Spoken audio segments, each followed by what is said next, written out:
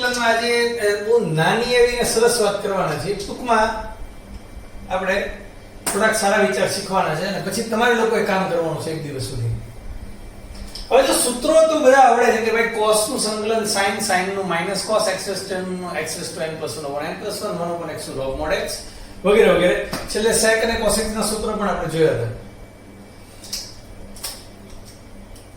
આદેશ કેમ લેવો? આદેશ એટલે કે ધારવું કેમ? જો x² = t ધારું આમ લેતા તો આની પછી શું લખાય એ શીખવાનું છે. આનું વિકલન થાય 2x, આનું વિકલન થાય 1. જ્યાં x છે ત્યાં x ને સાપેક્ષ, જ્યાં t છે ત્યાં t ને સાપેક્ષ. જ્યાં બાજુ x છે ત્યાં dx ને જ્યાં t છે ત્યાં dt. તો આનો મતલબ 2x dx = dt. આવો જવાબ મળે. જેમ કે હવે મારે 2x એક આવો દાખલો આ લખું 2x cos of x² dx આવું સંકલન મેળવવું છે. તો સંકલન માટે કોઈ ગુણાકારનો નિયમ આપણી પાસે નથી, પણ આ સંકલન મેળવવા માટે હું જો x² = t લઉં તો અહીંયા થાય 2x dx અને અહીંયા 1 dt. તો આ 2x dx આ જે રાઉન્ડ કર્યું એની જગ્યાએ dt લખી શકું અને cos t થઈ જાય x² એટલે t અને cos t નું સંકલન sin t plus c એટલે કે sin of x² plus c. હા, MCQ માં પૂછે તો તમને આમ નામ આવડવાનું કેમ? તમે આનું સંકલન કરો sin of x² નું cos of x² અને x² નું 2x જો આવી ગયો જવાબ. પણ આ તો નાનો દાખલો હતો અને કે MCQ માં થોડા બધા દાખલા સંકલનના પૂછવાના છે. દરેક દાખલામાં આવું ન હોય. તો એક જ સ્ટેપનો દાખલો હતો. cos of 3x² + 5 dx. હવે તમને આવડી ગયું કે આના બરાબર t લેવાય કારણ કે આનું વિકલન અહીંયા છે. 3x² + 5 = t લેતા તો આ થાય 6x આનું વિકલન અહીંયા dx x છે ત્યાં અને અહીં dt t નું 1 dt. તો આની જગ્યાએ dt cos t નું સંકલન sin t t એટલે 3x² + 5 + c સીધો જવાબ લખતા. તો આ આપણે ફર્સ્ટ સ્ટેપ આજના લેક્ચરનું શીખ્યા કે કેમ ધારવું જોઈએ. હવે જો આના પરથી 3 નિયમ બને છે જેમાંથી એક નિયમ આપણે જાણીએ છીએ. આ ધારતા આવડે ને તો 3 નિયમ બને જેમાંથી એક નિયમ જાણીએ છીએ. નિયમ આમ છે કે ભાઈ જો કોઈ વિધેય f(x) નું સંકલન એટલે કે આ cos હોય તો આ sin, આ સ્મોલ f આ કેપિટલ F કે ભાઈ અહીંયા dx લખવું પડે, લખી નાખવું બરાબર ને આપણે સાચું લખીએ ને કામ ખોટું લખીએ કે વિધેય f નું સંકલન કેપિટલ F હોય એવું રકમમાં આપેલું છે. તો ફર્સ્ટ આનું સંકલન શું થાય? તો આપણે જાણીએ છીએ કે f નું સંકલન તો કેપિટલ F છે એટલે આનું સંકલન તો કેપિટલ F જ થાય. પણ x નો સહગુણક છેદમાં આવે. પણ હવે આપણે આ સાબિત કરી શકીએ છીએ. જો કેવી રીતે કે હું એ x + b = t ધારું તો a x નું 1 b નું 0 આ બધું x વાળું પદ એટલે dx અહીંયા dt એટલે કે dx = 1/a dt લખતા. તો હવે આ થઈ ગયું f of t આના જગ્યાએ t 1/a dt dx = 1/a dt 1/a બહાર નીકળતા f of t dt. પણ small f of x dx હોય તો capital f of x + c લખાય. તો અહીંયા small f of t dt છે તો આના બદલે લખાય 1/a capital f of t + c.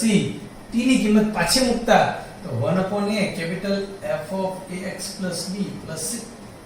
See, this is superb. 1 2 3 4 વાર વિચારો. આપણે સાબિત કર્યું, સાબિતી પૂછાતી નથી પણ સાબિત કર્યું કે f નું સંકલન કેપિટલ F એટલે cos નું sin 1/x to log mod x e raised to x to e raised to x જે સંકલન છે ઈ આ વિધેયનું આ સંકલન છે પણ x નો સગુણક છેદમાં એ આપણે t ધારતા શીખ્યા એટલે આપણે સાબિત કરી એવી જ રીતે અને પહેલો નિયમ નો લેવો છે બીજો નિયમ સાબિત કરીએ આ ઓનલાઈન માં આપણી સારું છે કે તમે રિવર્સ કરીને તરત બોર્ડ પાછું જોઈ શકો ઓફલાઈન માં તો આપણે એકવાર વ્યૂ બોર્ડ લખી નાખવું પડે કે ભાઈ વિધેય ની n ઘાતાંક ગુણ્યા એનું વિકલન આને f' x ને d/dx f(x) પણ કહેવાય એનું વિકલન એમ તો આનો જવાબ શું આવે તો જો આનો જવાબ બહુ ઈઝીલી આવે કે હું જો f(x) બરાબર t લઉં તો આ બાજુ વિધેયનું વિકલન એટલે કે f'(x) આ બાજુ dx ને અહીંયા dt તો f'(x) dx જો અહીંયા છે જ અથવા dx ની જગ્યાએ dt f' x મૂકો dt આ તો ઉડી જાય ખાલી dt વધે અથવા આ આખાના બદલે dt લખતા see this is dt અને આના બરાબર t રહેલું છે t ની n તો t ની n નું સંકલન બધાને આવડે e⁻n+1/n+1 તો જવાબ આવે t એટલે f(x) ની n+1/n+1+c હવે એક આપણે sin ઘનનું અને cos ઘનના સંકલન શીખ્યા હતા તો હવે જો આ નિયમ આવડે તો sin ઘન અને cos ઘનના સંકલન બીજી રીતે થાય જવાબ અલગ આવે ઓલી રીત કરતા ચાલે બંને જવાબ પહેલી રીતે દાખલા તરીકે sin ઘન x dx તો હવે મને આમ લખી શકું જો sin square x sin x dx તો મને આમ લખી શકું sin square x એટલે વિધેયની n ઘાતાંક ગુણ્યા d/dx cos x પણ બહુ વિચારીને લખતા cos x નું વિકલન sin x થાય એટલે મેં sin x લખ્યું છે તો મારે માઈનસ લખવું પડે તો હવે અમે sin x લખ્યું કહેવાય આ જે છે એનું લખ્યું કહેવાય તો વિધેયની n ઘાતાંક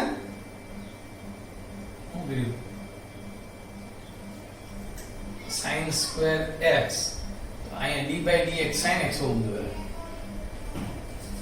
વારે ભાઈ અહીંયાથી સુધારતા સાચું જ છે આપણે એક સ્ટેપ વધારે કરવાનું છે sin સ્ક્વેર ને 1 - cos square x લગાય into sin x dx તો હવે આ આની સાથે ગુણાય એટલે sin x dx માઈનસ આ આની સાથે ગુણાય cos square x into sin x dx sin x નું સંકલન minus cos x આ થઈ ગયું આ કહેવાય cos એટલે કે વિધેયની 2 ઘાતાંક cos ની 2 ઘાતાંક ગુણ્યા d/dx cos x હવે જે ઓલો વિચાર તો નહીં આવ્યો કે આનું વિકલન માઈનસ સાઈન થાય અહીં પ્લસ સાઈન છે તો અહીંયા પ્લસ કરી નાખું તો હવે આપણે માઈનસ સાઈન લખ્યું કહેવાય જો તમે સમજાઈ ગયો માઈનસ નિશાની આવી છે એટલે તો વિધેયની n ઘાતાંક ગુણ્યા વિધેયનું વિકલન એટલે કે વિધેયની 1 ઘાતાંક વધી જાય છેદમાં 3 પ્લસ c આપણે આ નિયમનો ઉપયોગ કર્યો આનો તો ખૂબ ઉપયોગ કરી ચૂક્યા છે આ નિયમનો ઉપયોગ કર્યો ઘણી બધી જગ્યાએ એનો ઉપયોગ થાય છે ઘણા બધા દાખલાઓ બને છે હું તમને એક દાખલામાં ઘણા બધા દાખલાની વાત કરી શકું એમ છું પહેલો બીજો એ રીતનો દાખલો કે ભાઈ વર્ગમૂળમાં 3x² + 5x + 6 into 6x + 5 તો આ શું થઈ ગયું 3x² + 5x + 6 ની 1/2 એટલે n ઘાતાંક ગુણ્યા d/dx 3x² + 5x + 6 જો 6x + 5 આરી લો એનું વિકલન એટલે વિધેયની n ઘાતાંક ગુણ્યા વિધેયનું વિકલન નો જવાબ આવે 3x² + 5x + 6 ની 3/2 + c ઇન્ટરેસ્ટિંગ અરે આ જ દાખલામાં આમ કરી નાખું 1 અને પછી માથે લખવું પડે 6x + 5 so this is 3x² + 5x + 6 is to -1/2 એટલે વિધેયની n ઘાતાંક ગુણ્યા વિકલન તેમાં એક ઉમેરાય so this is 1/2 upon 1/2 oh very interesting answer બગડો ઉપર જાય 2 √ 3x² + 5x + 6 + c ઘણા આઈડિયા છે ભાઈ 3x² એટલે 6x + 5 ના બદલે 12x + 10 આપે તમને બે કોમન લેવાના 6x + 5 તો કઈ ટ્વિસ્ટ તો કરે ને અરે એવું નથી 3x² + 4x આવે આ કરીને તો 6x + 4 અહીંયા આવે 6x + 4 ના 6x + 4 નો આવે 3x + 2 આપે તમને હું કામ તમારે વિચારવાનું બે વડે ગુણતા ઉપર નીચે એટલે 6x + 4 એને કરતા. સો વેરી ગુડ આઈડિયા. નેક્સ્ટ બે નિયમની વાત થઈ ગઈ, ત્રીજા નિયમની વાત કરીએ.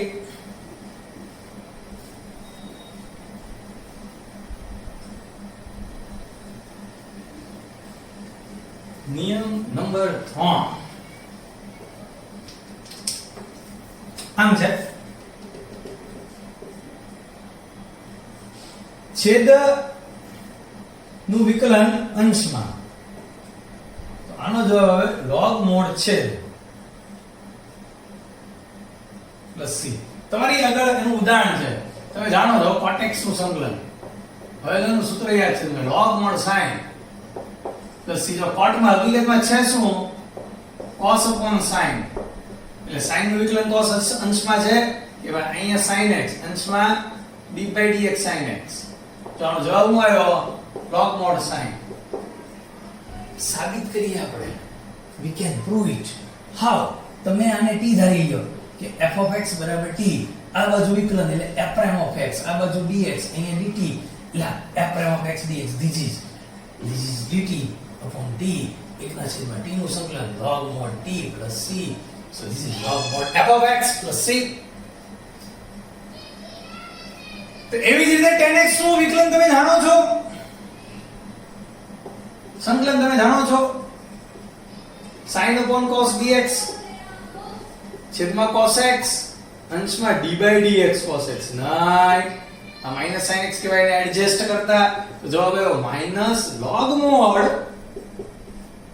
માઈનસ આની માથે જાય log mod sec plus c. cos થી માઈનસ એટલે sec. સમજાઈ જાય તમને? એવી રીતે sec નું સંકલન પણ તમે આ નિયમથી કરી શકો છો. કેવી રીતે? તો ભાઈ sec x છે, આને તમે sec x plus tan x વડે ગુણો અને sec x plus tan x થી ભાગો. તો જો sec x નું વિકલન sec x * tan x અહીં આવી ગયું, tan x નું વિકલન sec² x આવી ગયું, એટલે છેદનું વિકલન અંશમાં આવી ગયું. તો આનો જવાબ શું આવે? log mod છેદ plus c. See, these three are very important event. આનો ઉપયોગ થતો હોય આનો જ ઉપયોગ થાય, પછી આનો ઉપયોગ થતો આનો જ થાય, આનો થતો આનો જ ઉપયોગ થાય.